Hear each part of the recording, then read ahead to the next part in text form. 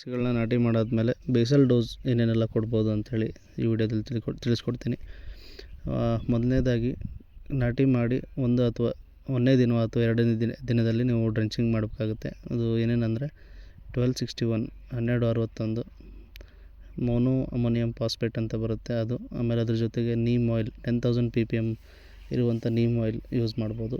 ಅದ್ರ ಜೊತೆಗೆ damping of ಅಂದರೆ ಸಾಯಿಗುಣಿ ಹೋಗಬಾರ್ದು ಅಂಥೇಳಿ ಡ್ಯಾಂಪಿಂಗ್ ಆಫ್ ಅಂತ ಒಂದು ರೋಗ ಬರುತ್ತೆ. ಬಿಸಿಲಿನ ಹೀಟ್ ಜಾಸ್ತಿಯಾಗಿ ಆಮೇಲೆ ಮಣ್ಣಲ್ಲಿರೋಂಥ ಸಾಯಿಲ್ ಬಾರ್ನ್ ಫಂಗಸ್ ಗಿಡಕ್ಕೆ ಕಾಂಟ್ಯಾಕ್ಟ್ ಆಗಿ ಅದು ಡ್ಯಾಂಪಿಂಗ್ ಆಗಿ ಸಾಯಿಗುಣಿ ಹೋಗುವಂಥ ಚಾನ್ಸ್ ಇರುತ್ತೆ. ಅದಕ್ಕೆ ನೀವು COC ಕಾಪರ್ ಆಕ್ಸಿಕ್ಲೋರೈಡ್ ಕೂಡ ಯೂಸ್ ಮಾಡ್ಬೋದು.